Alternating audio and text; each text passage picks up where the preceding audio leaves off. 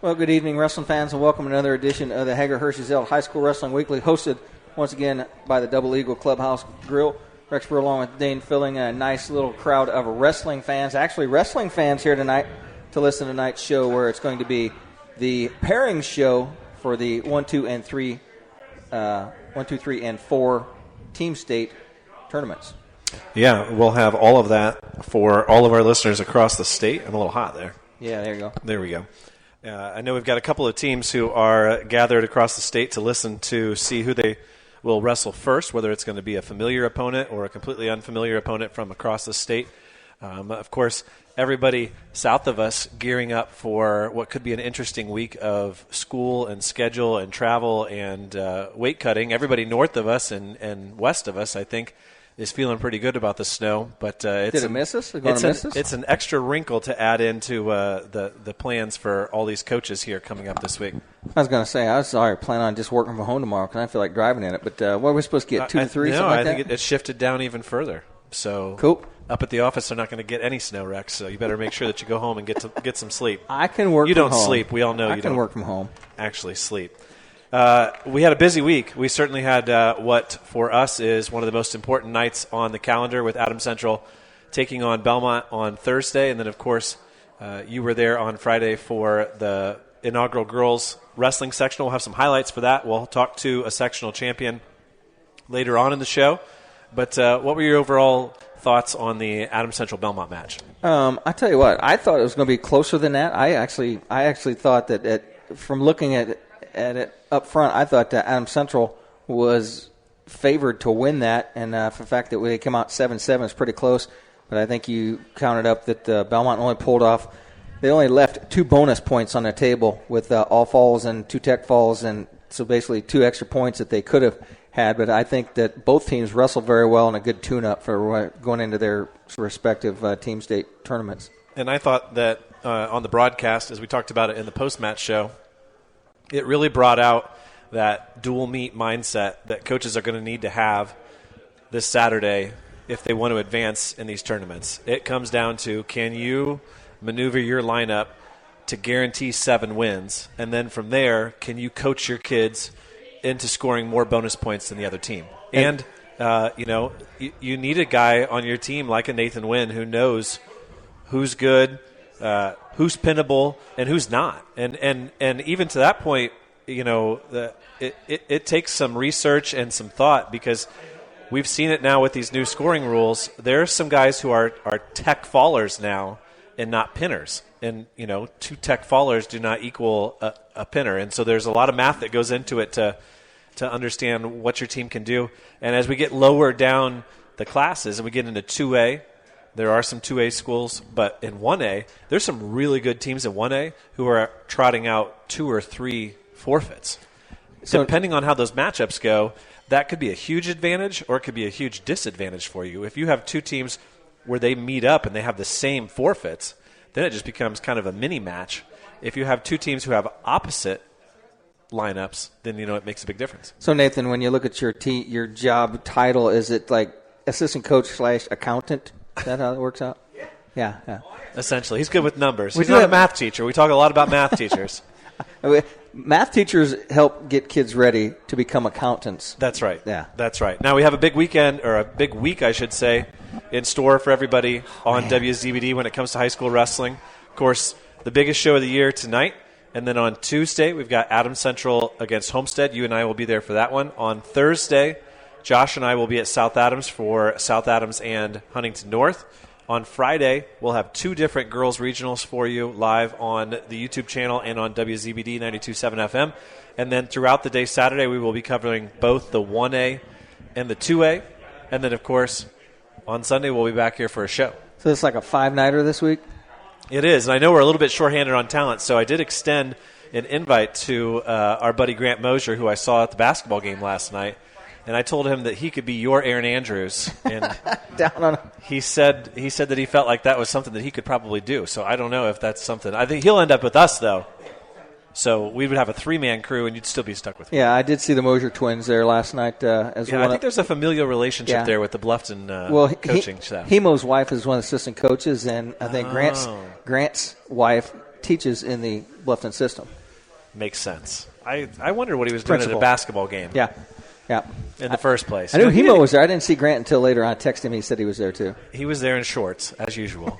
I had to give him a hard time. But did he start to brawl out in the lobby or not? No, I don't think he was a part of that. That was a chick fight. Yeah. Let's see. What else do we have this week?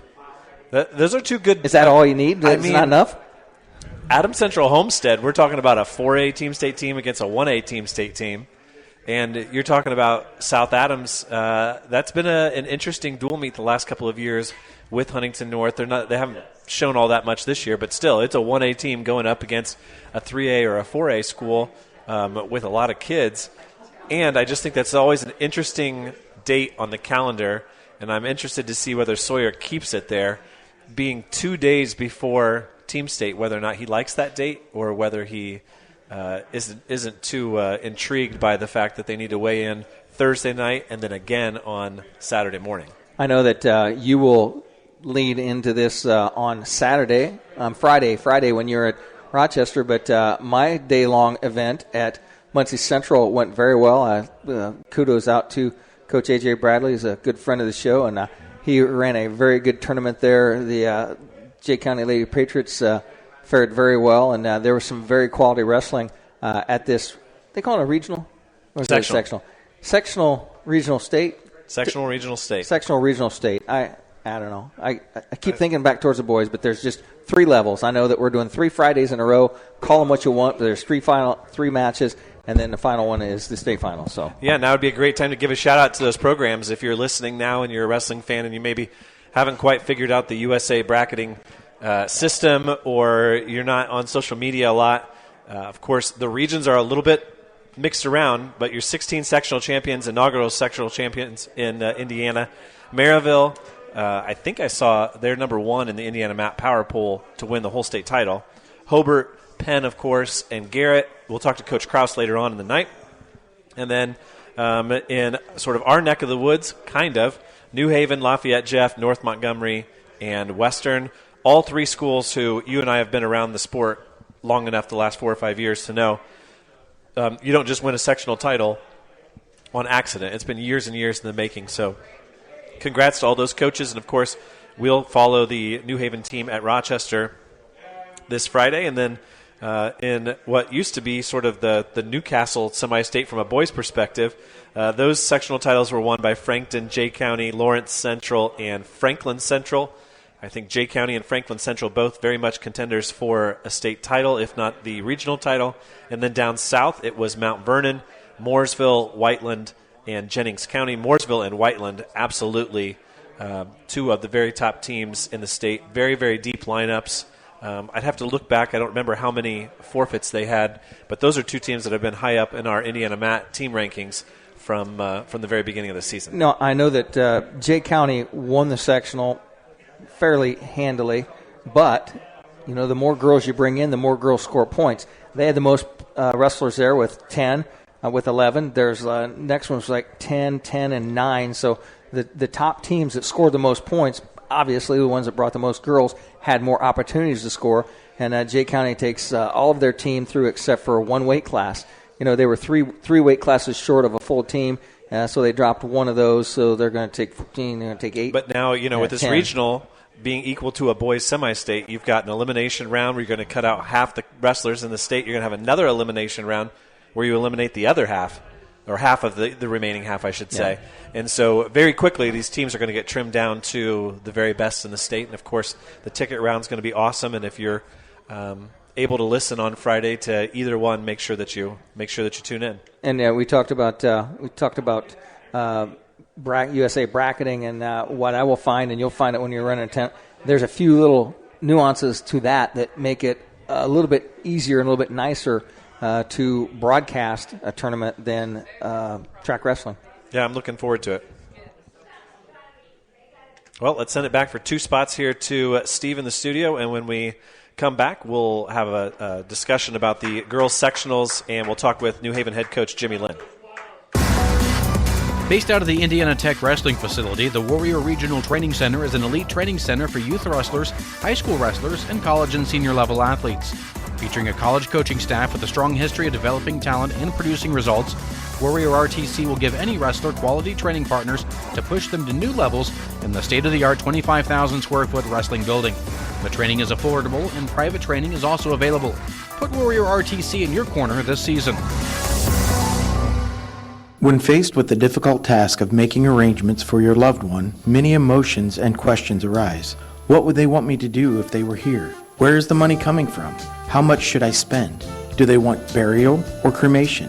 The staff at Haggard, Hershey, and Zelt Funeral Home can help you navigate these tough questions. Make your wishes known and allow us to make sure that your wishes are carried out. Call Ryan Hershey or Eric Zelt at 260-724-7167 to schedule an appointment today. Welcome back once again to the Double Eagle Clubhouse Grill for another episode of the Haggard Hershey Zelt High School Wrestling Weekly. And we have a guest in our presence tonight, our title sponsor, the Hershey of Haggard Hershey Zelt High School Wrestling Weekly. Ryan Hershey, thanks for coming in. A little round of applause. He once told me his dad told him if you're going to invest money and go all in, and he's happy that he's part of this program.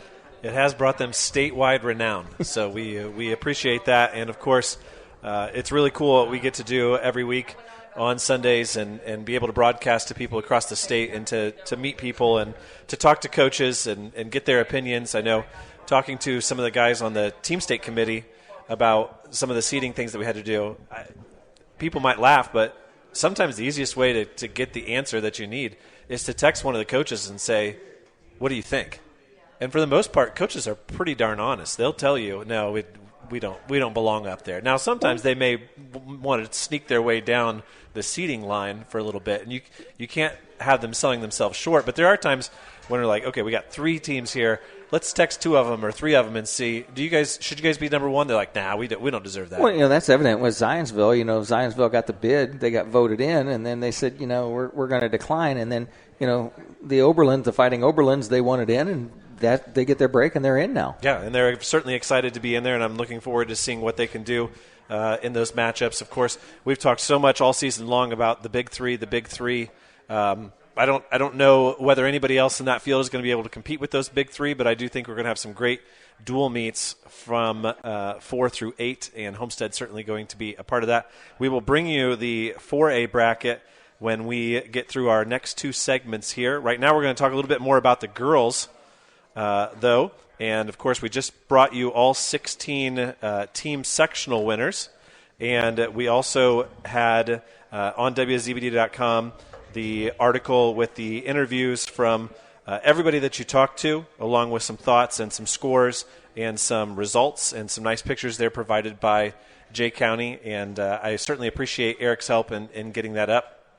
And it was difficult to get anybody else down there to take pictures, but I sent a message to Eric and said, hey, if you send me some pictures, we'll put it up on the website. So we certainly appreciate sometimes when it comes to the website, if coaches help out just a little bit, we can do a lot with it if they send those in. I did see one photo on there that I took that was a phenomenal photo of the overall crowd and the venue. But did I give you credit for that? Yes, you did. Of course good. you did. I also took a photo of you last night, by the way. Did you now? Collecting your winnings in the 50-50 drawing again. Again? But I'll tell you what, there's a difference between boys tournaments and girls tournament in the fact that if you go down and tell coaches after they win, send some girls up to talk to me, there's a line of girls waiting to talk. Boys, you got to go run them down and chase them down. They're like, do I have girls? They are lined up in row, and it's like, oh, you're here already? And, of course, you have that unique challenge of trying to remember every single one of them by look, right, by face. Yeah. And they're not in their singlet, they're in their warm-ups or they're in their sweatshirts or whatever. And you do a good job of just asking them, hey, now remind me who you are and what weight you wrestled and what school you go to. Yeah, I mean, it's kind of like the Jay County girls, I've seen them enough. I know who they are. But there's a couple of those other girls, and I know Kenla Keffer, she gave us a shirt. She goes, yeah, I remember giving you a shirt. I said, yeah, I remember getting a shirt. It's at home. So Jay County scores 232 points, and I think they have 6 or 7 individual 6 champions. Hamilton Southeastern comes in 147 points. New Pal, a very established program over the last couple of years, they finished 3rd with 143. And how about Blackford? Blackford had 96 points, finished in 4th place. They've got a really strong team, and really cool to see some of those Muncie schools, north of Muncie schools, that kind of area, all the way down to Hamilton County, some really small schools have a lot of success with the girls at the sectional. I think Blackford had 2 champions. They got the one Flores girl that we've seen for quite a few years, and she's very talented as well. And then they had one, I think she took second. There's another that one that is a little bit lower in weight. So for those of you who are just getting into the sport, the format for Friday is going to be the same as a traditional boys semi-state. The 4 sectional champions from the girls will act as the 4 regional. Those 4 regionals will come in. It's a 16-man bracket. It's single elimination for the first 2 rounds. That ticket round match is going to be really, really important, obviously, because it punches your ticket to Indianapolis for the state finals, and then from there they'll wrestle for the top 4. They'll hand out regional championship trophies, which really are akin to a semi-state championship. And then from there, we'll wait on the state brackets. I have not heard from anybody, but I would almost assume that the IHSAA is going to do some sort of... Probably a Sunday night thing like they do for the boys. Some sort of video. I don't know. Or whether they'll just release them. But you can find those brackets online on usabracketing.com. Unlike track wrestling, it does require you to take the minimal step of creating a profile. Creating an account takes 30 seconds. And it is a little bit interesting to navigate once you get the hang of it, though. I think it is pretty easy to follow. And the other thing that I would tell you, if you are interested in getting into the sport and finding out more about it, Indiana Matt's done a great job of updating the rankings. I know I saw that Brandon updated the rankings once he saw who was placed in what weight, and he updated those. And, you talked to some of the girls, and by the way, this is our warning to Steve that we're going to play the spots here coming up real soon. Those girls all knew, well, I got this girl, I've seen her before, I'm ranked this, she's ranked that. Just a general idea of what's going on and where they stand. And some people will say that, rankings don't matter and that you shouldn't pay attention to them at all. But I think for a lot of the girls, they recognize, okay, this is going to be a tough challenge. If I win this is going to be a really great win for me, and I think that's okay. I don't think you necessarily have to go into every single match saying I know nothing about this person. I'm just going to wrestle him. Some of the girls did. They say, "Yeah, I don't look at it." Yeah, and it's preference, of course, and it depends on the program and the coach. But it is nice to know that the girls pay attention to the publicity that they get through Indiana Matt, through our show, through whatever local media outlet is covering them, and of course, we hope that there's lots of media outlets covering them here this next week, and of course at the state finals. There was one this past weekend. There was one this past weekend. I don't know if there was any photographers or newspaper places, but there's a young man from newspaper Muncie was sitting next to me. Awesome. Well, we wanted to give you a sneak peek as to what some of those conversations were. We're going to play at the studio an interview with Sophia Grapp, who was the champion from Westell at 155 pounds, and then a couple of Jay County champions in Katie Rouse and Tatiana Willis, and then also our interview with Kinley Keffer, and we'll go ahead and play that now. Sophia, you had a good match today. You ended up being champion today? Yeah, I did. Okay, and what weight class were you at? 155. Did you think you wrestled well today? For my first 2 matches, I think I did pretty good. I obviously still have stuff I need to work on, and my last match I did have quite a big scare, but in the end I still came out and won, so... Was it some of the competition today, there's people that you've already wrestled against that you knew you had some tough matches with, or were they pretty much new competitors? I think my first 2 people I knew. Now, are there people next week in the regional level that you know you're going to have to step your game up to compete against? Oh, yeah. Well, I tell you what, thanks a lot for stepping up here and talking to us. And thank you. Appreciate it. And I'm joined by Katie Rouse of the Jay County Patriots, who was our champion today at 100 pounds. And, Katie, you get a fall in 36 seconds. Your first match wasn't much faster than that. And you told Coach Myers he couldn't blink very much because he might miss your next match, too. Yeah, that is true. It's always a good time talking to Myers after the matches, win or loss. It's better when you win than when you lose. That right? is for sure. Is there anybody really challenged you here today? Not in my matches today. We had a pretty small bracket, but next week it's going to be a lot tougher. We have 5 of the top 8 girls all in the same weight class, and only 4 can advance. Old pros like yourself, they know who's in the bracket, who's you're going to have to wrestle, and the seedings will probably come out like Sunday night late, and then you get to see who you're going to wrestle. And where are you ranked in the state right now? I believe 5th. Okay. Congratulations on your win today, and good luck next week. Thank you very much. That's been Katie Rouse of Jay County Patriots. I'm joined by Tatiana Willis. Tatiana, were there any matches today that you had that you really had to work for and really had to step your game up for? I would definitely say the finals match. She was good. She was strong. Had to readjust, get in good position, and continue to battle it out. I was prepared to wrestle a whole 6 minutes, so it was a good match. You wrestled against Schultz of Hamilton Southeastern, and it was a pretty close match for a while, and then you get to fall in 4:30. Just a couple matches a day, but next week I think you're going to have a full day of wrestling. Yes, and I'm excited about it. Well, congratulations on your sectional victory here today, and have a good week of practice, and we'll see you next week at Alexandria. Okay, thank you. See you next week. You were the 105-pound champ, correct? Yes. I didn't see much of your match because it was so fast. You didn't spend much time on a match today, but did you have a good day of working on some things to know that you're going to have to work on when the competition gets tougher next week? 100%, yeah. I'm trying to think of who's in our regional. I don't really know. I like to think that everyone's a challenge and to just go out there and wrestle, but... Did you have a good summer of training to get some good work in to get to the point where you're at today? Yes. We do a lot of conditioning and weightlifting too, which isn't my favorite, but it's all part of the game. But did you wrestle in some big summer tournaments to get some experience? Yeah, I went to nationals for the first time and got second there, so that was a real confidence booster. I'll tell you what, I appreciate you coming up and talking to me, and congratulations on your win today. And we look forward to seeing you wrestle next week, as I will be at Alexandria covering the regional next week. So congratulations, and have a good week of practice. Thank you.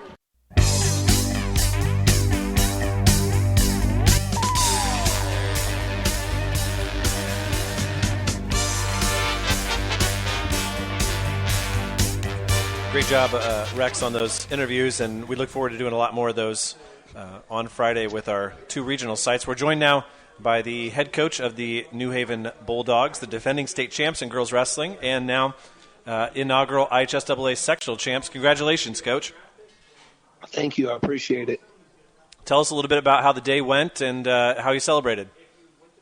Well, I didn't do much celebrating with them in person anyway, because I was at the North Montgomery holiday tournament with the boys. But I spent the entire day following along with them. It was a battle, start to finish. We knew coming in that us in Columbia City were kind of going to be the front runners for the championship, and that's exactly how it happened. It came down to the wire, down to the last match. We needed a pin, and our heavyweight, Delicia McGee, came away with a fall and sealed the win for us. What a great moment to be able to win a sectional title like that. We had a similar situation in our boys sectional last year where it came down to the very last weight and it was up in the air, and it just sort of adds to the mystique of winning that IHSAA trophy, and I'm sure your girls were really excited to win it. Absolutely. We've been, in the past, I've been on the end of some point and a half losses. It's fun and exciting when you win those close matches, and exciting for the girls when they come through. It was completely a team effort. Everybody did exactly what they needed to do in order for us to pull off the victory. So, Jimmy, if you would have had another Ocampo in the lineup, it would have really helped seal the deal on the girls' side. But, again, she is a very integral part of your boys' team. And I did see that there's a post that she had her 150th career victory as well. Yeah, that doesn't happen too often anymore. I mean, she's been a catalyst as far as girls wrestling and boys wrestling. I think if she was in our girls lineup, it was like it was last year, I think we'd be – I mean, we're going to be competitive this year. We're going to be close to the top. But if we had her in our girls lineup, man, we'd be hard to beat. So, Jimmy, a lot of the conversations that I had over the holidays with coaches at the Al Smith and other tournaments revolved around – splitting time. You were talking about being at Northmont and the girls having sectional. Tell us a little bit about how you guys have gone about as a coaching staff deciding who goes where and how much involvement do you have when you know you're not going to be there? Yeah, so just my involvement, I typically run most of the practices and get the girls ready. And typically I go with our boys unless we have an open spot, and then I go with them. But we rotate our coaches. Sam Ocampo went with the girls this weekend. He did a crazy task where he drove down to North Montgomery for the first day and then drove back after the first day and was with his daughter Isabel and our girls. We got a great group of coaches. We've got some some great assistant coaches, Harley Brand, Chad Marks. We brought on Kaylee Bussard. Amy Ocampo helps out with us. So it's good to have a couple females on our staff. It's really kind of upped our mental game as far as that goes, and getting our girls ready for competition. It's been a real godsend to have such a deep coaching staff at New Haven. Well, Coach, before we let you go, let's flip over a little bit to the boys' side of things. You guys are having a great season. You're in the 3A mix. You are currently, I believe, undefeated after your day at Northmont. Tell us about how your lineup's looking, how your boys are feeling, how you're approaching this coming Saturday.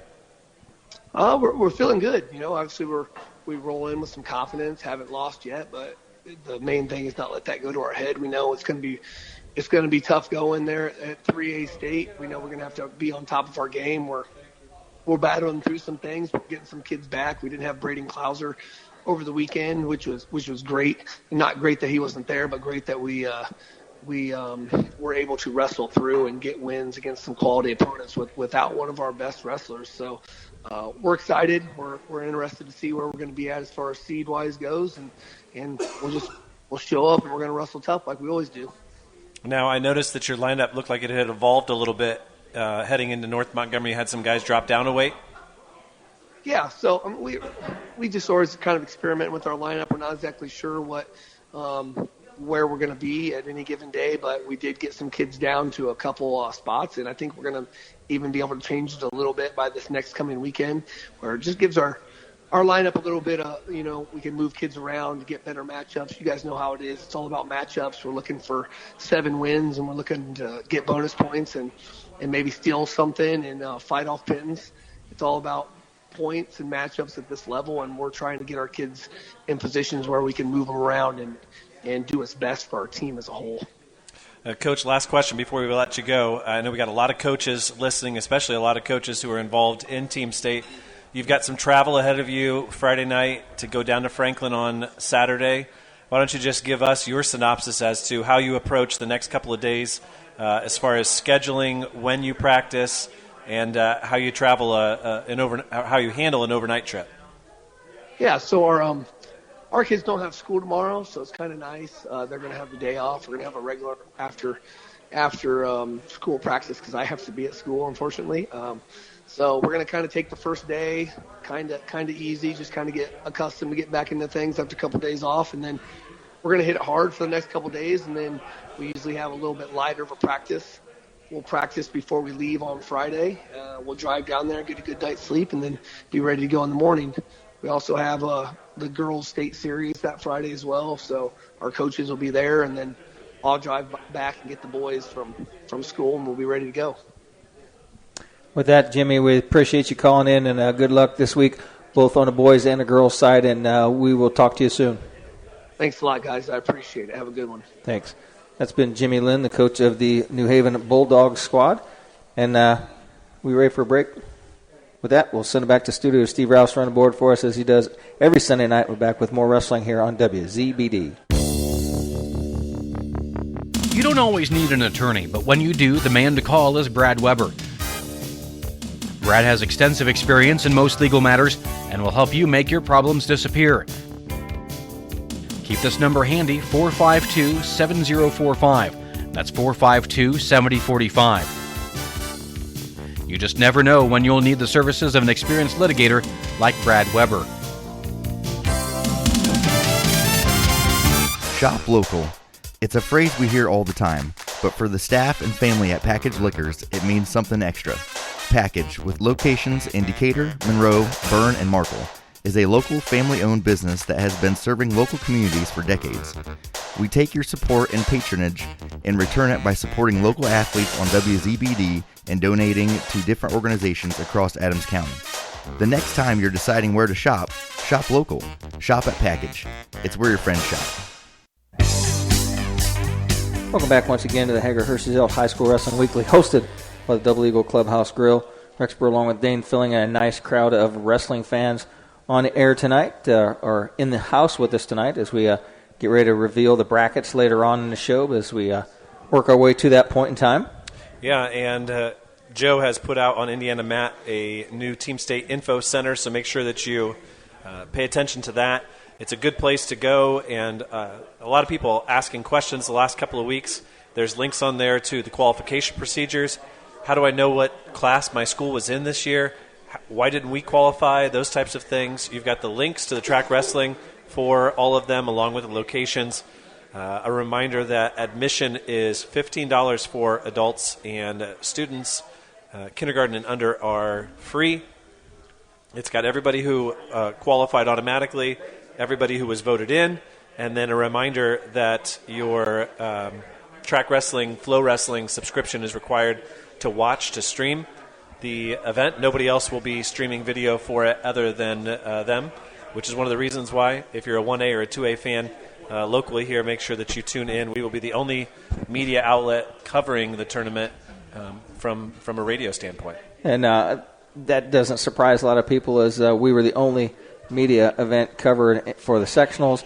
We're going to duel up for the regionals this weekend, and we'll be there for the state finals for the girls.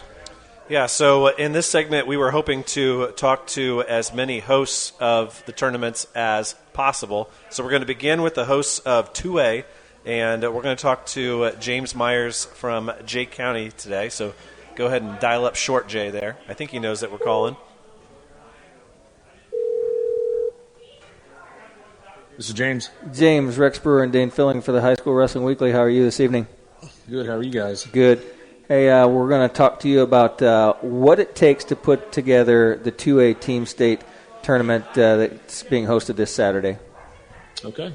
No problem. Yeah, so we just wanted to give you an opportunity to let everybody know. I know with the tornado you guys had in the fall, things are a little bit different as far as layout-wise and parking-wise. What do you have planned? Where are the matches going to be? How many mats are you going to have in what gym? Should fans bring their own chairs, folding chairs, those types of things? Give us all the details. Yeah, so obviously we had a tornado late September that struck the building. We do have some modular classrooms in our north parking lot. That's where we're going to ask all spectators to park, is in the north lot. And they will enter door 8. We'll ask all the teams to park on the east lot and enter door 2. So we'll have 2 stations basically, one for spectators, one for teams to enter, so we can keep buses in one side and the spectators in another. In terms of the space, we're going to run it like we have typically done that last 2 years. We'll run 4 mats in our main gym with bleachers available upstairs and bleachers downstairs for the teams to sit, chairs. And then we'll run 2 mats in our auxiliary gym. We will have portable bleachers in there. Some spectators may want to bring their own lawn chairs to sit in the aux gym, and we're welcome to do that. The 4 mats in the main gyms where round 1 will begin. And winners will stay in that gym all day, and then the consolation side will take place in the auxiliary gym for the rest of the day. And for the folks that are not quite familiar with Jay County High School, if you walk out of the lobby towards the concession stand area and you walk past the swimming pool and head down the glass hallway, you'll head in, and that is the auxiliary gym. There's like the small basketball gym, and that's where you're going to have the extra mats down there? That's correct. Okay. Now, James, the most important question from Rex's perspective involves the food involved. Any insight as to what that's going to include? Well, I can tell you our people do a great job of preparing the concessions for all day and for our workers. I know in the morning we'll have biscuits and gravy. We'll have other breakfast items as well. The afternoons, pulled pork, nachos, sloppy joes for lunch, for all those in attendance and our workers, and for people there to watch some good wrestling on Saturday. Well, James, we thank you for taking our call and informing all 12 teams who are involved in 2A what they can expect. And we have no doubt here at WZBD that you're going to run a great tournament, and we look forward to being there and calling it. Yeah, we appreciate it. Yeah, we'll send out, now that the draw's out and released, we'll send information out to all the schools tomorrow morning to AD so they can get it out to their fan bases as well. So we appreciate it. So, James, I was at Muncie Central, and as Eric Meyer said, you were part of the Jay County Travel and Road Show that pretty much helped run that Muncie Central thing, and you were on the microphone. Give me your quick impression of what you thought the wrestling skill level was of that tournament on Friday. Well, I was sitting there next to some people, and we watched the girls' event grow over the last several years, and it gets better and better every year. The girls, it looks like they're putting in the time in the off season. They're getting their bodies ready for wrestling. It was a good day of wrestling there at Muncie Central Fieldhouse, and I was just thankful they invited us over to help run the event. And so we're looking forward to the regional this Friday and your guys' coverage of the event, which we appreciate so much. Well, we thank you for taking the time to call in tonight, and I will see you on Saturday. Well, I'll see you on Friday, and then I'll see you again on Saturday. And we do appreciate the appreciation that the Jay County girls give us for coming out and covering them, because in the boys' side, you don't have 10 parents come up and thank you for being there to support them. Yeah. Well, like I said, it's great you guys are there covering our kids, and like I said, we appreciate all the coverage we get, both boys and girls. So yeah, thank you guys. Okay, James, thanks for the call, and we'll be revealing the brackets here real soon. Yeah, we'll see. We look forward to it. We'll see you guys on Saturday. Thank you. That's been James Myers of the Jay County Wrestling Club. Now, we were going to have Tony Curry here to speak on behalf of Adams Central as the host for 1A, but Tony told us that he wasn't feeling all that hot, so he sent me some of the information that he had. So they're going to run kind of the opposite of what Jay County is doing. They will have just 2 mats in the hangar, and they'll run 4 mats over in the SAC. And for those of you who are listening who are not familiar with Adams Central, it's not too far of a hike to go in between. The good news is the concession stand is sort of in between, and then there's another concession stand off to the side. So Tony said that the softball team is running the concession stand, both of them. Wrestling starts at 9 at all 4 sites. Of course, 12 teams. The top 4 seeds will have a bye and won't wrestle at the 9 o'clock round. They won't wrestle until 10 or 10:15. They will wrestle the top half of the bracket. So that would be, what did he say? Half the bracket in the hangar and half the SAC until the semifinals. So I have to think about it. The 8 and the 9 and the 5 and the 12 will be in the hangar. And the whoever wins those matches then will join the 1 and the 4, and they'll be in the main gym. And then the bottom half of the bracket will be over in the SAC. And then when they get to the semifinal round, they'll move the semifinals into the original gym, into the hangar. And that's where they'll wrestle those, and they'll wrestle the finals in the 3rd and 4th place match. Everybody else will be over in the new Student Athletic Center at Adams Central. Should be a great day. What else? Bleacher seating only, so no reason to bring in your own chairs. There's going to be bleacher seating available for you. And like I said, a 9 a.m. start there at Adams Central. When we come back after this next break, we will have a chance to talk to Darrick Snyder, the head coach of the Brownsburg Bulldogs. They are serving again as the hosts of the 4A tournament. And after we get some details from him, we'll go ahead and reveal that 4A bracket for you. Right now, you're listening to High School Wrestling here on WZBD.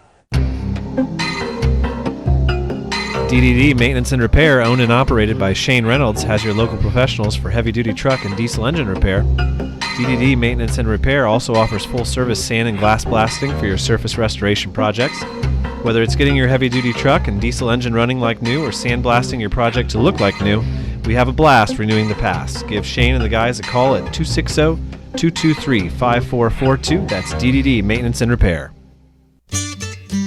The staff at Haggard, Hershey, and Zelt Funeral Home is honored to serve the community we love and live in. Locally owned and operated by Ryan Hershey and Eric Zelt, we understand that each family we serve and each life lived tells a unique story. Our goal is to offer comfort, care, and dignity to all who entrust their loved ones to our care. We are proud to call Adams County our home and look forward to serving you for generations to come. Welcome back once again to the Double Eagle Clubhouse Grill for the Haggard Hershey Zelt High School Wrestling Weekly, hosted by the Double Eagle Clubhouse Grill. Once again tonight, wings on special, and I went with the wings and cheese curds, as I'm trying to low carb a little bit, so I thought wings was good. Our good friend, Mr. Hershey, he went with a big old pile of wings, and he took some to go, so he got some to go wings as well. So I went with cheese curds tonight, Rex. Just the curds. In case you were wondering. I saw it.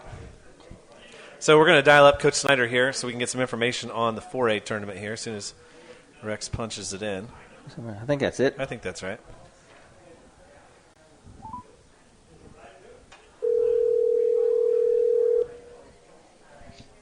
Hello. Good evening, Coach Snyder. Rex Brewer and Dane Fuelling with the High School Wrestling Weekly. How are you this evening? Hey, I'm doing well. You guys all right? Yeah, we're good. We've been fed. That's what it takes to make us happy. We've been fed. I hear that. So, Coach, we've already spoken to the hosts at 2A, and we've got some information from the hosts in 1A. Why don't you go ahead and give us the brief synopsis of what's going to happen at Brownsburg on Saturday? Yeah, I mean, I think we're all starting at the same time, but round one will start at 9 a.m. Anybody coming in is going to be able to enter door 15B or door 8. I think the tickets are the same for all the state tournaments, 15. They can purchase ahead of time or purchase with a card. They're not going to take any cash. And then we're going to go with the setup we've pretty much always used. We'll get. Hello? You there, Coach? I think we dropped the coach. I think we lost him. Can you hear me? Yeah, now you're back. All right. I don't know where I got cut off. But I go with the same setup we've used most years. You're cutting out again, Darrick. Where you at? You in a tunnel someplace? I'm not. Huh. Can you hear me all right now? Well, now I can. You're kind of coming and going. Okay. I'm not sure what the issue is. I've been having issues with my phone. Okay. That's okay. Coach, hey, I got a chance to watch your duel with Avon. Any chance that you're going to let some of the Cathedral and Mater Dei boys come down from the stairs from upstairs and bring out the fog machines? I don't know what we've got planned. So usually for dual state, we'll do the last round underneath the lights. And that'll be individual. So you'll wrestle the 3rd and 5th and 7th place matches and then save the championship for the end? Yeah, I talked to some of our wrestlers, my administration, and a couple coaches, and most liked to go back to the format where we did the championship alone. Awesome.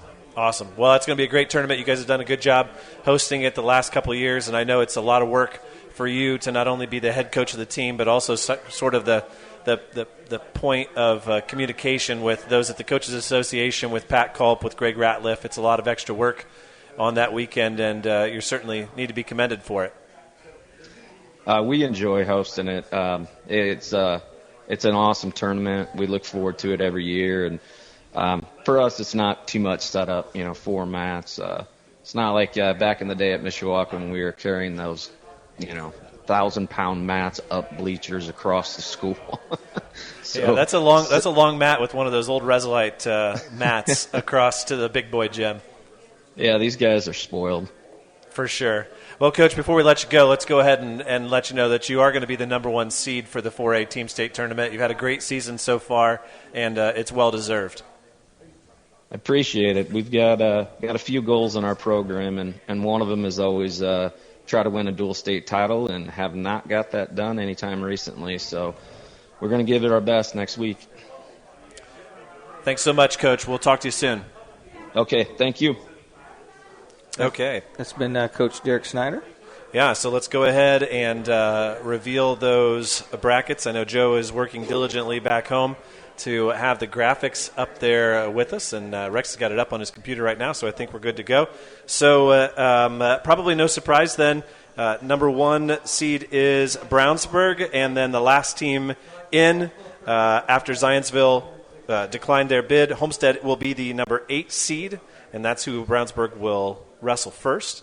And then on the same half of the bracket then, because remember 4A is just an 8-team bracket as opposed to the other 3 classes, it'll be the 4 and the 5 matchup between Mater Dei and Portage.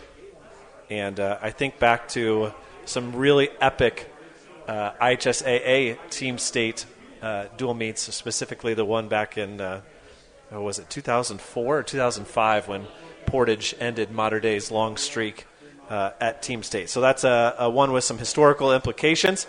Then on this bottom half of the bracket, then the 3-6 matchup will be Center Grove against Avon, and the 2-7 matchup will be Crown Point and Cathedral. We have talked a lot about the Big Three, and of course, the biggest decision for the seating committee is who gets separated from the other two on the other half of the bracket. But what we've seen in the last couple of years is a great semifinal match leading to an even better match in the finals. And, for everything that we love about the 1A and the 2A team state tournaments, Rex, we love the kid who's 5 and 10 having a role. There's nothing better than watching a true dual meet between two teams when the final score for both teams ends in the 20s. You know what I mean? Yeah, and that is what we have seen the last couple of years in 4A, and it just speaks to the level that those programs are on right now, and I expect it to be no different this year. Good deal. Yeah, so we want to thank Coach Snyder for jumping on and telling us exactly what to expect from a fan's perspective for 4A. Sounds like they're going to do the finals all by themselves, which is really, really cool. We'll see whether they'll let the kids come down the stairs like they did when they wrestled Avon. When we come back, we are going to reveal the 3A team state bracket, and then we'll have a chance to talk with a coach or two. Right now you're listening to High School Wrestling Weekly here on WZBD. Hello, this is Joel from your local hometown Package Liquors. Package Liquors provides the best selection of domestic, import, and craft beers in Zeeland. With locations in Decatur, Monroe, Bern, and Markle, you're always just a short drive away from picking up the perfect last-minute gift or just the right six-pack to watch the game with friends. You're never a stranger when you walk through the doors, and our smiling staff never has a problem giving you a recommendation when you're not sure what it is you need. Stop in at one of our 4 locations and see what hometown service looks like. Package Liquors. It's where your friends shop. Does your smile need work? Maybe it's time for a cleaning and exam. Visit Laura Kugelhahn, DDS, and her knowledgeable, caring staff at Complete Smiles on North Main Street in Bluffton. Dr. Kugelhahn would love to help you maintain your dental health or transform your smile. Whatever your needs might be, Complete Smiles is there to help you. Dr. Kugelhahn is currently accepting new patients. Call 824-3100 to schedule an appointment. Welcome back once again to the High School Wrestling Weekly, hosted by Double Eagle Clubhouse Grill. Rex Brewer and Dane Fuelling, as we've now released and revealed the 4A team state, and I see on Joe's Facebook Live feed he has the 3A team state bracket up there with my big ugly mug blocking out the bracket so people can't see who is there. So, speaking from a team state seeding committee, an 8-team field is so much easier to seed because one of the things that we do from the very start of the season is take every common opponent that 2 teams have. And, of course, you can't really do that until you know who all is in the field, those types of things. But the 3A sheet, you just about need a magnifying glass to get, Rex, because there are so many common opponents. This is a field that has really wrestled a lot of like competition, and there are more head-to-heads in this field than in any of the other 3. And so I guess that makes sense as to how we kind of came up with our tiers. I thought that there were really 3 teams, and I feel like talking to a lot of people, when I asked them what they thought of the seeding for 3A, it always revolved around 3 teams who were going to be the top 3 seeds. And so there may be some discussion as to which side you would have supported to be the number 1 seed. But I do think that if we tier these teams out, that's what makes the bracket the best, is to try to keep the teams separated as much as possible. Of course, if you have a top 3, that means 2 of them are going to be on the same side and another one's going to be separated, but that's kind of how it goes. It's the same way with 4A. Anyways, we had a chance to talk to the coach a couple weeks ago when we invited the last teams in, but we are going to go ahead and announce that Lowell are going to be the number 1 seed for the 3A team state, and sort of a meteoric rise for their program. Some really impressive performances. They had a really nice showing at the Al Smith. Looked really, really good. They got some head-to-head wins over teams like Franklin and Hobart, and some really impressive young individuals on that team, and, of course, a program with a lot of long history.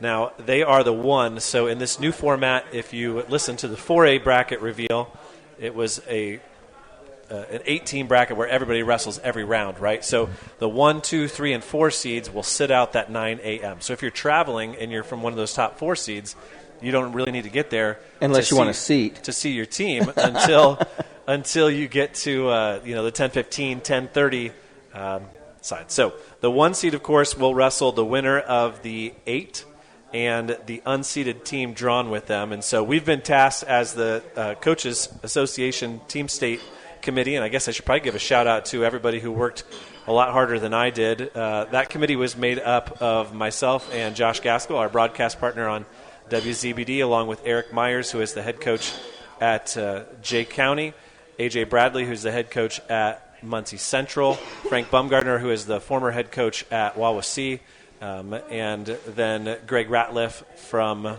the Coaches Association, all of them sort of teaming up to make sure that we had a good perspective from everybody from different parts of the, of the state, from different aspects as far as whether they're active coaches, whether they're former coaches, what part of the state they're from, whether they're from inside the state or outside of the state. So I really appreciate all those guys putting in the time that they did over the holidays to make sure that we get this as right as we possibly can. So Lowell will take on the winner of Hobart. The Brickies are the number 8 seed, and they were drawn. The last 4 teams, according to the Coaches Association directive given to the committee, is that the last 4 teams are to be drawn randomly into the 5, 6, 7, and 8. So there's no 9 seed or 11 seed or anything like that. So Hobart will wrestle Martinsville in the first round, with the winner to advance and take on the Lowell Red Devils up at the top of the bracket. On that same half of the bracket then, the number 4 seed, as we work our way down so that we work in unison here with Joe's graphics, I'm trying to think of how he has it. There it is. He probably has it as the 5-12 next, I believe. So the 5-12 matchup then will be Floyd Central. Floyd Central will be the 5 seed, and their unseeded team drawn with them is Terre Haute South. And then the winner of Floyd Central and Terre Haute South will take on Franklin Community.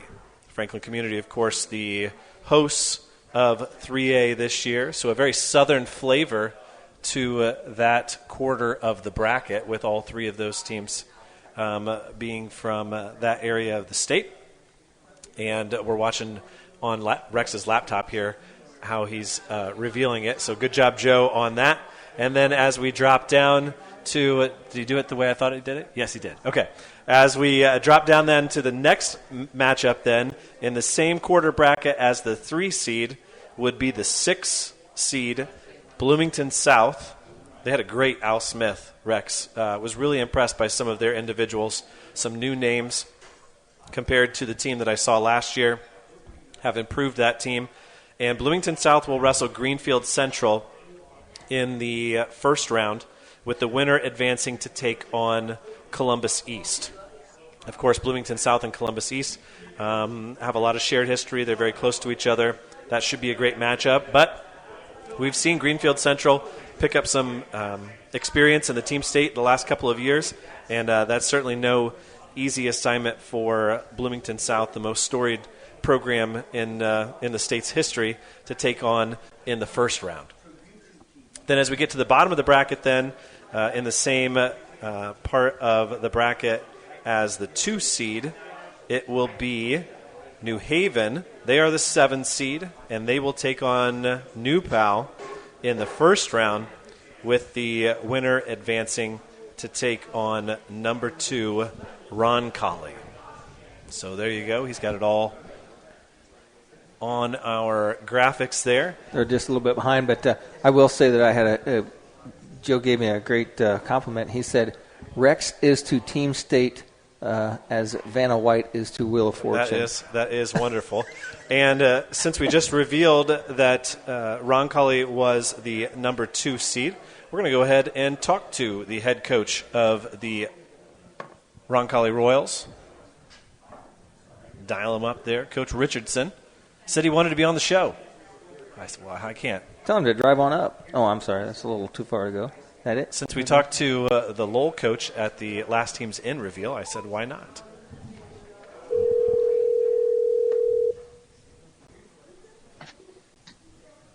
Hello. Hey, is this Shaun Richardson? Yep.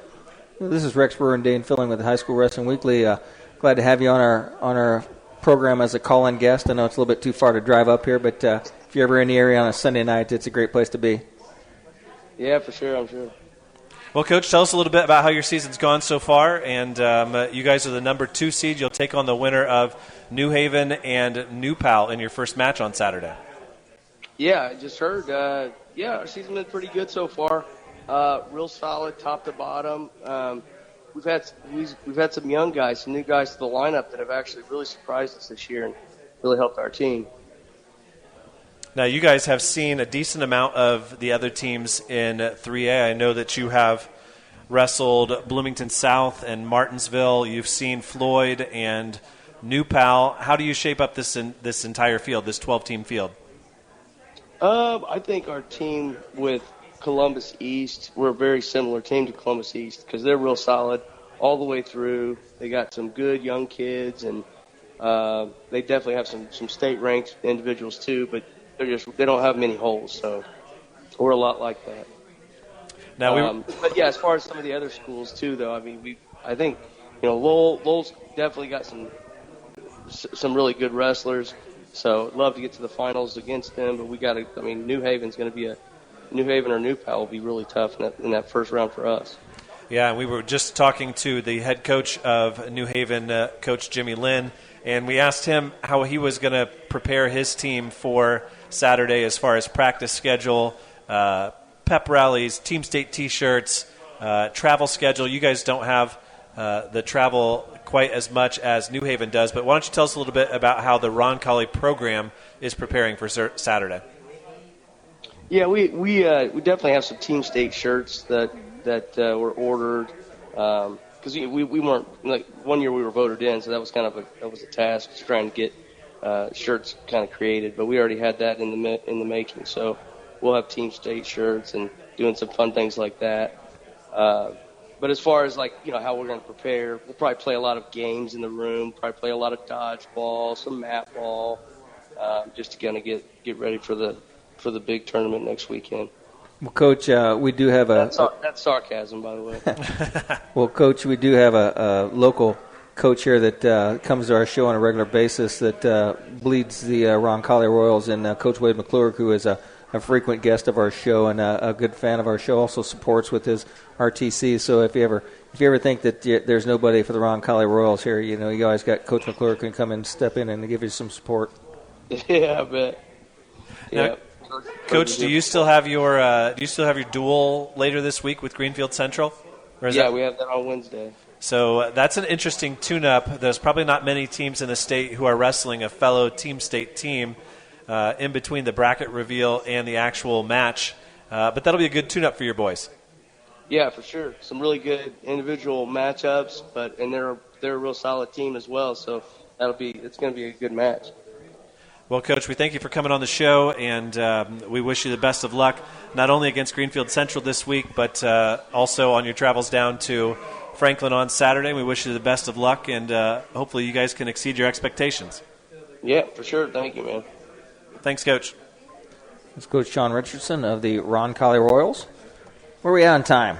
Well, let's go ahead and send it back to Steve in the studio, and when we come back, we'll have those 2A brackets right after this.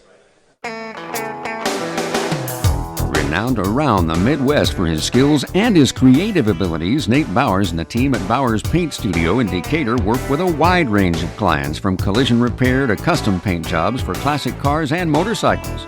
Located on Monroe Street on the west side of Decatur, Bowers is your place for body work too, whether it's getting your ride back on the road or finally getting that classic car, the paint job you've always wanted. Stop by or give Nate a call to put the best in the business to work for you. Weigand Construction in Fort Wayne is committed to providing quality, value-based construction services, and that commitment begins with our employees. We strive to anticipate and exceed clients' expectations, honor our commitments, and provide for the communities in which we live. If this sounds like the place where you'd like to work, visit our website at Weigand Construction to see our open positions and fill out an application. We want you on our team. Wygand Construction. Trust, well built.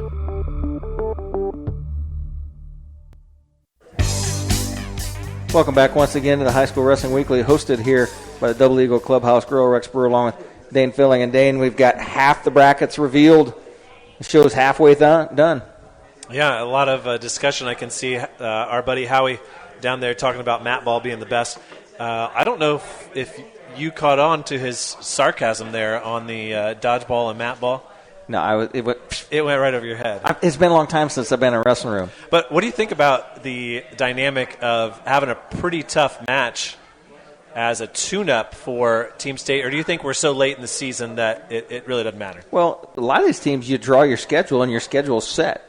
If you make Team State, you make Team State. Some of these guys know they're already in. Some guys don't. So you don't really you can't change your dual meet schedule based on the Team State interfering. So you take those matches as they come.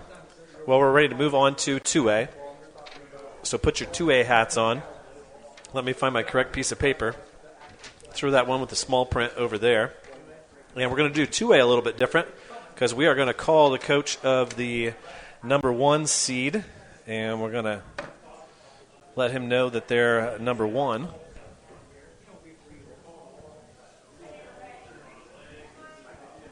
Rex is dialing him up right now. I know this guy.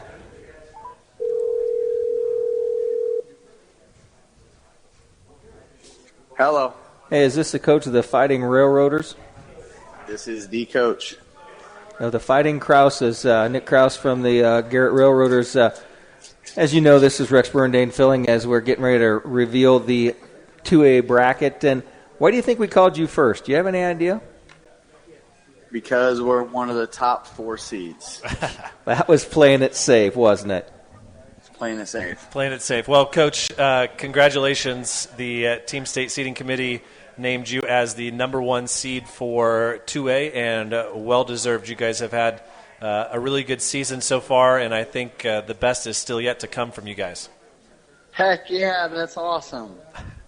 I'll tell you what, though, Coach, there's some tough dogs in that 2A. I mean, for the fact you're ranked seeded number 1, there's some teams in there, and it's going to be a dogfight. You know it. Oh, I know. The top 4 is pretty good. I'm curious about who number 5 is. I haven't seen it yet, but I think they're pretty tough if it's who I think it is. So, yeah. Well, we'll see in a second here. We'll see in a second, won't we? Yeah, we'll see here in a second. We Well, got the TV on. We've Family's got watching. We've got lots of 2A teams and coaches and wrestlers listening. Why don't you go ahead and give us a little recap of what the Railroaders have accomplished so far and the names and the weights that they need to know about. All right, so the way the season started was a little bit slow due to football doing really well, which is not a bad thing because, in my opinion, success breeds success. But our 106, Ramon Sierra, has been doing fantastic. He's in every match. He's blown a couple leads, but that's not necessarily a bad thing. He knows he can win those. At 13, we recently made the drop to have Abram Swathwood drop down there, and he had a fantastic Al Smith. In the Al Smith finals, he had the first takedown. It was a 3-3 match when he got pinned.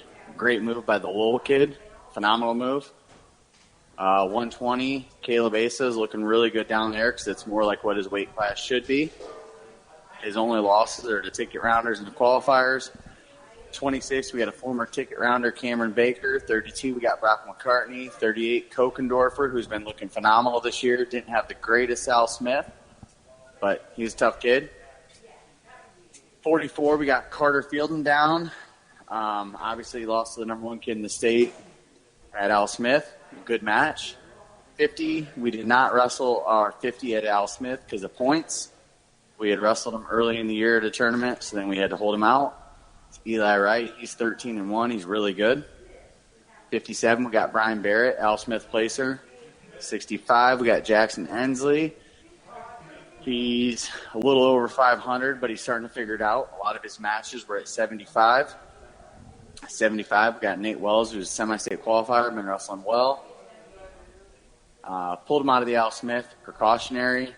He's fine. He's good to go. He's been practicing. 90, we got Chase Egley. He's pretty good. He's a sleeper. He did not really start off the season the way he wanted to, but weight was an issue coming off of football. He's been looking really good as of late.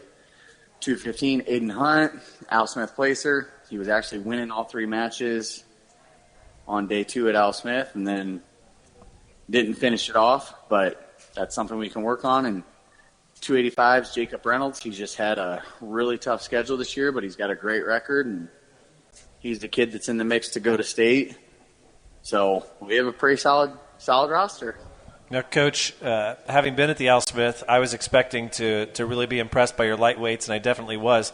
But your couple of heaviest weights really did stand out to me as guys who were able to grind out matches and stay in matches and sort of hang around.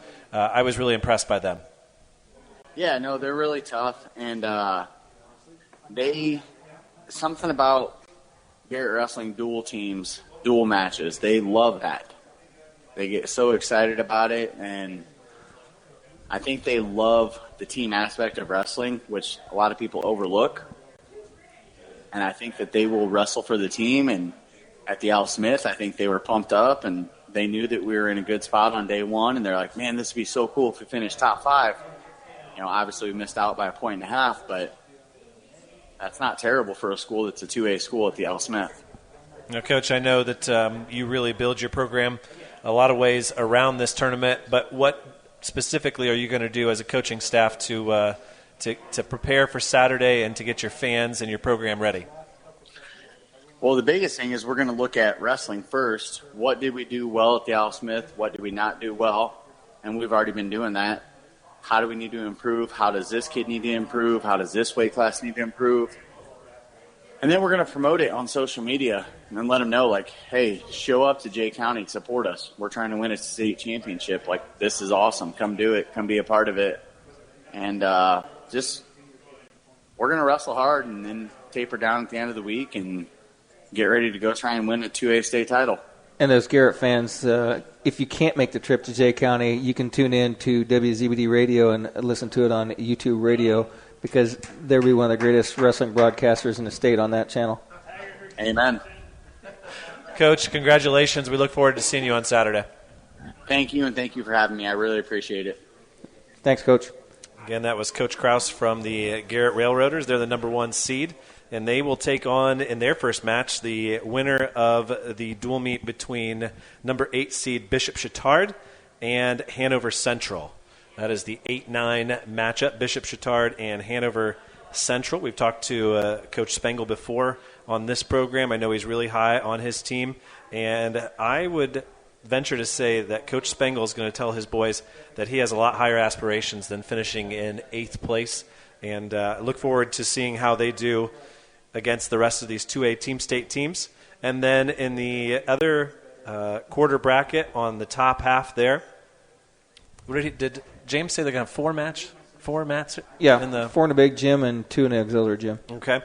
And so then the other match then would be the 5 seed, and the 5 seed is Mount Vernon Posey, and Mount Vernon's first round matchup is going to be against the Athenians of Crawfordsville.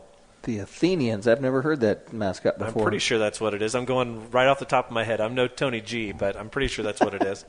Mount Vernon Posey taking on Crawfordsville, and then the winner of that will take on the Belmont Braves, who are the number 4 seed. Woo! Go Braves, go! Even the South Island people like the Braves. That's right. The judge likes it. Belmont will take on the winner of Mount Vernon and Crawfordsville in that second round. No wrestling rumbles here at the Double Eagle. Now, on the bottom half of the bracket, I can't remember how he did it. Can I see it again?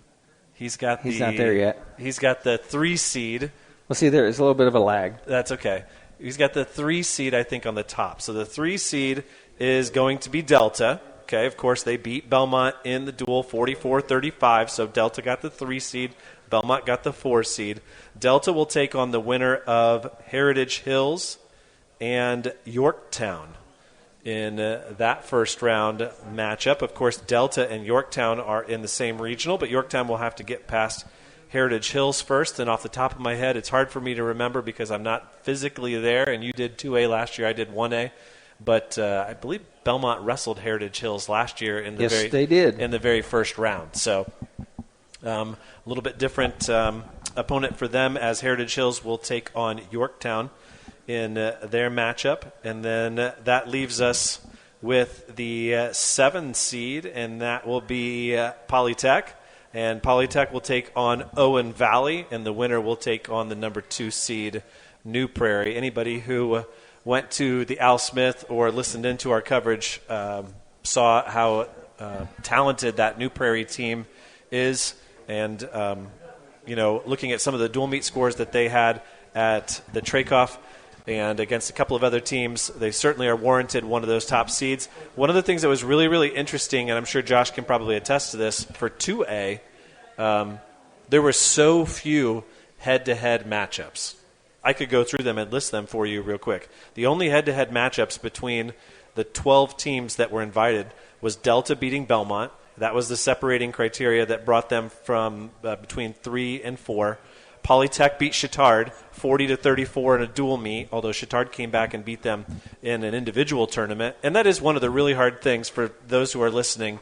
It is really hard to gauge and measure beating someone in an individual tournament and beating them in a dual meet. And a lot of times you'll see the team that wins the dual meet, you flip it around and you put it in an individual tournament, and the other team wins when it's really, really close. And so those are difficult for us to try to figure out exactly what that means.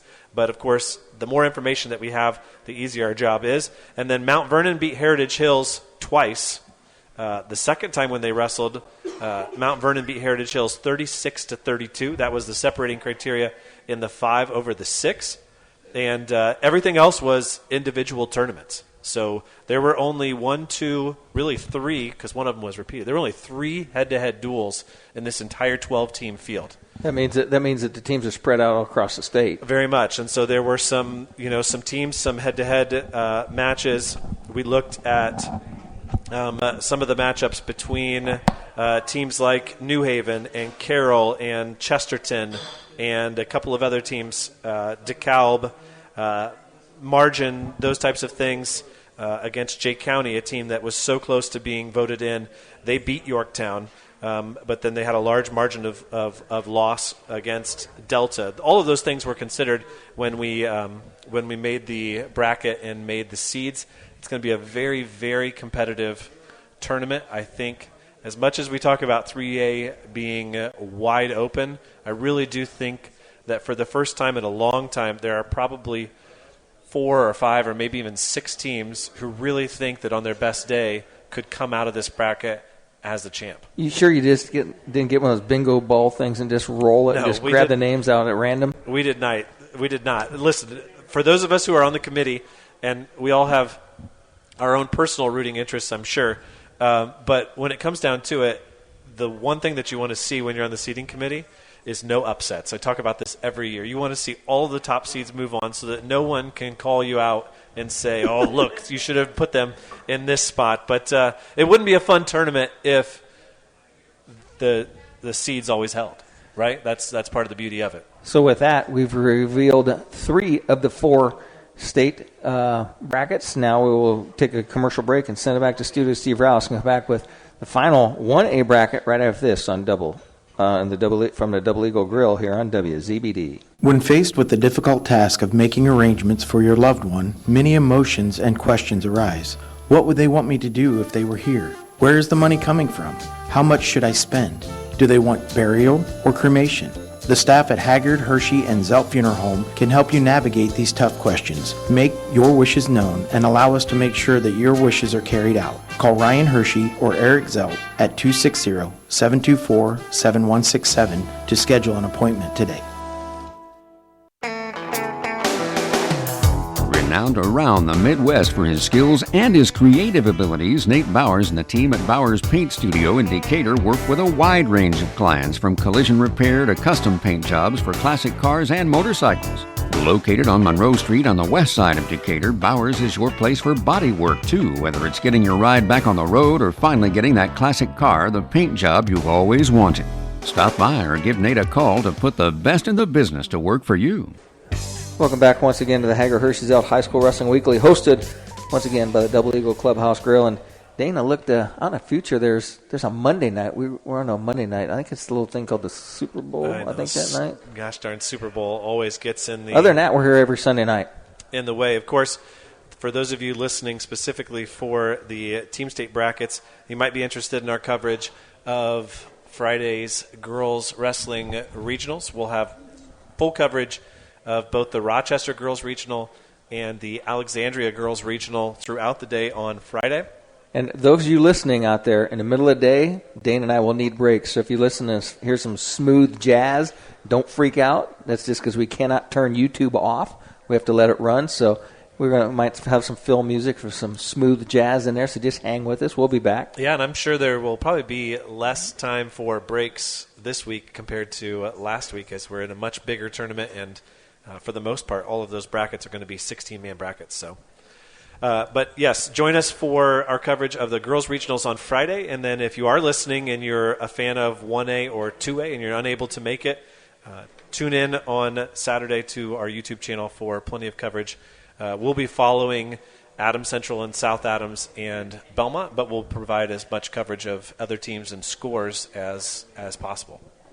So let's go ahead and get underway with 1A. It looks like Joe is ready to go back at his house for the 1A bracket reveal. And a little anticlimactic here because we planned on having him here in person. Coach Curry, a little bit under the weather, but I'm sure one thing that will cheer him up is the fact that the Adams Central Flying Jets are the number 1 seed for this year's 1A team state, and they are also the hosts, as we talked about earlier in the show. If you missed that part of the program, if you're just jumping on and you're a 1A team state fan, there will be 2 different gyms, 2 mats in one gym and 4 mats in the other. If you're in the top half of this bracket for the first 2 rounds, you'll wrestle in the original gym at Adams Central in the hangar, as we call it.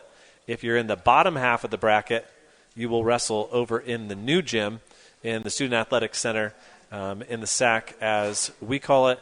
And then when we get to the 3rd round, which would be the semifinals will all be in the hangar, and the consolations will be over in the SAC. That's a 9 a.m. start, and it's bleacher seating only, according to Coach Curry.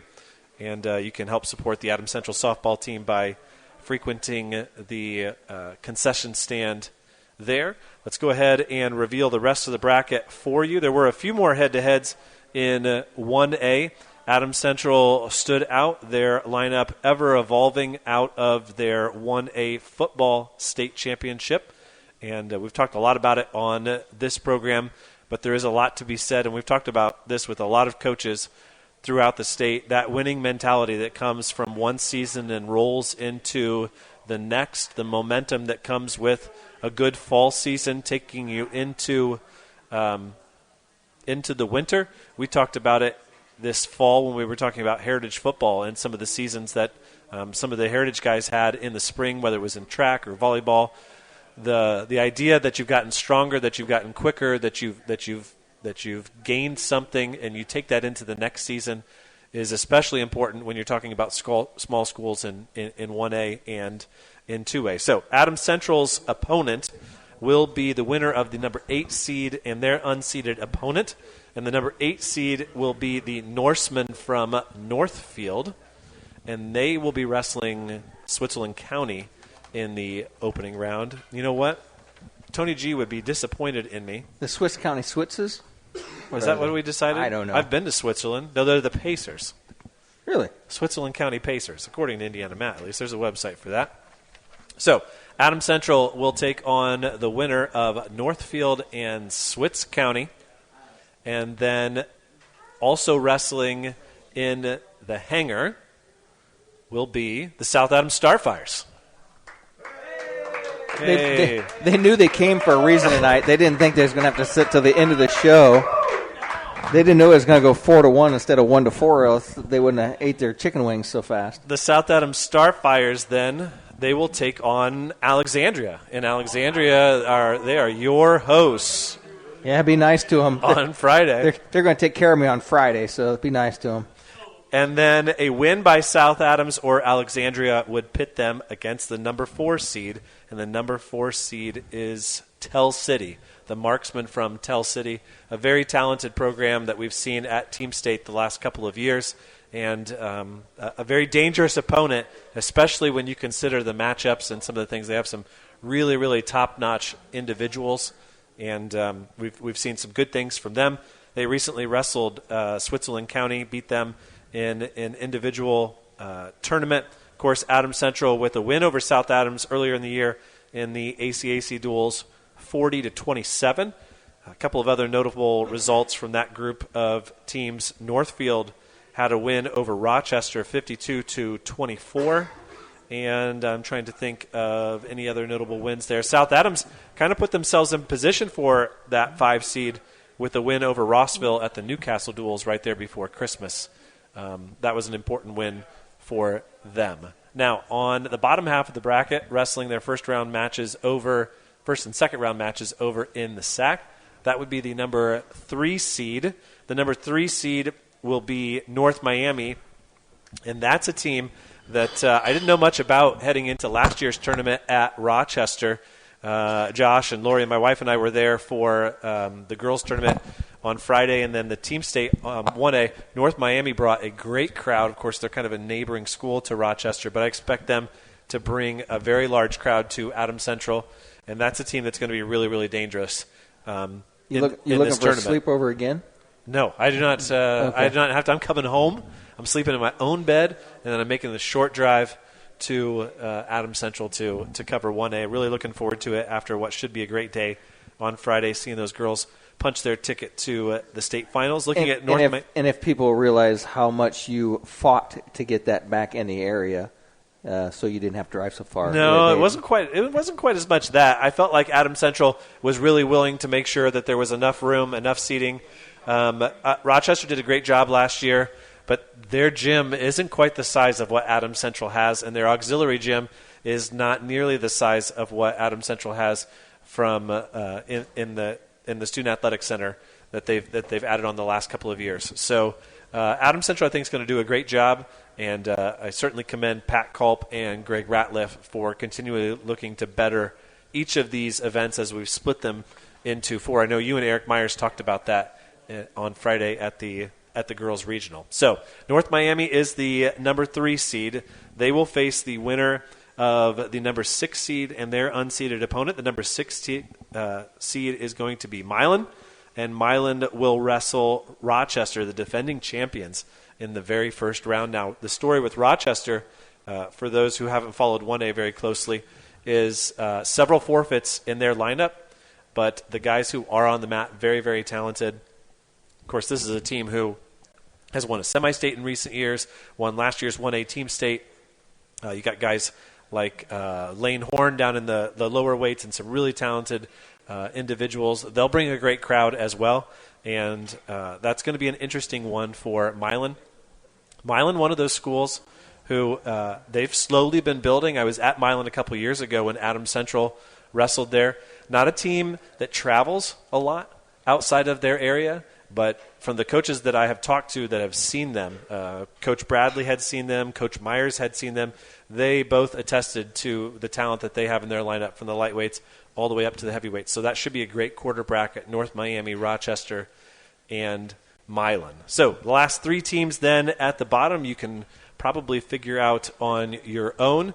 Rensselaer Central will be the number 2 seed, and they will wrestle the winner of Rossville and Eastside. The Fighting Smokers of Eastside taking on Rossville, and the winner wrestling Rensselaer Central in the quarterfinals. If you're looking at Joe's bracket right now on Facebook, on live, top half of the bracket in the hangar, in the old gym, bottom half of the bracket in the SAC. See, if you're like me and you spend a lot of nights listening to Mike and Joe on Guerrilla Radio, you'd find out that there's been a coaching change at Eastside. So, I'm sorry. Yeah. I did not know that. Yes. So I missed out on that. So I apologize. They're the Fighting somebody else's now. I got you. I need to catch up more on those things. We do that every once in a while. That's okay. Well, we hope that everybody enjoyed the bracket reveals. We're going to send it back to Steve in the studio for one last round of messages, and we'll wrap it all back up when we come back after this. Based out of the Indiana Tech Wrestling Facility, the Warrior Regional Training Center is an elite training center for youth wrestlers, high school wrestlers, and college and senior level athletes. Featuring a college coaching staff with a strong history of developing talent and producing results, Warrior RTC will give any wrestler quality training partners to push them to new levels in the state-of-the-art 25,000 square foot wrestling building. The training is affordable and private training is also available. Put Warrior RTC in your corner this season. The staff at Haggard, Hershey, and Zelt Funeral Home is honored to serve the community we love and live in. Locally owned and operated by Ryan Hershey and Eric Zelt, we understand that each family we serve and each life lived tells a unique story. Our goal is to offer comfort, care, and dignity to all who entrust their loved ones to our care. We are proud to call Adams County our home and look forward to serving you for generations to come. Welcome back once again to the Double Eagle Clubhouse Grill for our final time here on the High School Wrestling Weekly. Our title sponsor has exited building, took his wings to go, but we appreciate Ryan Hershey coming out, making his way out here to sit in with us. Any of you local fans that want to come out, it's usually a pretty good time out here. The food's good, the drinks are cold, and it's always a good time here at the Double Eagle Clubhouse Grill. Yeah, and one of our biggest supporters is, of course, Brad Weber and his family. Brad, a big supporter of our show, a big supporter of local athletes and local athletic teams and high schools here, not just in Decatur and in Adams County, but all around. Most of these guys that we're talking about on these wrestling teams are probably also football players, and they probably had an interaction with Brad. They don't even realize it. A great football player in his day and a big supporter of football teams and football programs. And football and official. Of course, a football official around the state with his crew. And we really appreciate Brad's support of this. And he knows the connection between wrestler and football player. And, you know, a lot of these teams that we're talking about, a lot of the difficulty in our jobs in seating them came from the fact that they had football success. And I think one thing that I've learned from being on this committee for so many years now is I really have to keep an eye out on football, because I know that when I see football teams have success, I'm going to expect them to either have very late incoming results, or I know what I'm going to get from Western Boone at the beginning of the year is not going to be what I should expect from them 3 or 4 weeks later. The same thing, of course, we know it from Adams Central because that's who we cover locally. But there's teams all around the state where you just know, okay, we're not going to see the full team until we get to mid-December. And for some teams, that's an advantage, and for some teams, it's a very big disadvantage. But the seasons run together, and that's just the way it works. We do appreciate the support from the Weber family. I enjoy speaking with Brad. I enjoy speaking with his wife, their child, and the favorite Weber family member of mine is Moose. Moose is my favorite Weber family member, so shout out to Moose. Well, we want to thank everybody for joining us tonight. We want to thank everybody for working through our own schedule, having to cover the Colts' final regular season game and, of course, the Purdue game after that. Now, tomorrow night on WZBD, we've got the Purdue basketball coaches show. After that, we will have the Pacers as they take on Brooklyn. Then join us for more high school wrestling on Tuesday as Rex and I are at Homestead. We're at Homestead? That is a great dual meet between Adams Central and Homestead on Tuesday. Whether or not you're going to be there in person or whether you're just listening on the radio, that's going to be a great dual meet and a great tune-up for both of those teams. Then on Wednesday, we got the Pacers again as they take on the Bulls. On Thursday, we will have Huntington North and South Adams. I do believe that Josh and I are going to be on YouTube on Thursday because Purdue plays out at Rutgers, and I believe those coincide. And so we'll have to be on YouTube on Thursday. But join us on Friday then. On Friday, we will have the girls' regional at Alexandria. Rex will be there. I'll have the girls' regional live from Rochester. We'll be on YouTube throughout the day and on 92.7 FM. Then join us for what should be a really competitive girls' basketball game on Friday night between Adams Central and Heritage. Then on Saturday, we'll have the basketball coaches show at 8 a.m., and then we'll have wall-to-wall coverage on YouTube and on 92.7 FM throughout the day, hopefully bringing you a couple of team state championship matches. We are going to be very fluid in our plans for what's on air on 92.7 FM. We hope everybody understands that. But if you specifically want to hear one of your teams, you can find the entire day on either of the YouTube videos. The studio is going to go back and forth between the two tournaments at Jay County and at Adams Central, and we'll try to bring you the most pertinent and important matches. And when one match is over and another match is finishing up, we hopefully will be able to switch back and forth. And then also join us on Saturday night for a boys basketball game with Columbia City coming to Belmont in boys action. And then next week on Sunday, we'll have Nebraska and the Boilermakers in men's basketball. And, of course, our show, and hopefully we'll be talking to 4 team state coaching champions. How can you have a better show than we had tonight, Dane? Well, we probably won't. Okay. No, I said it.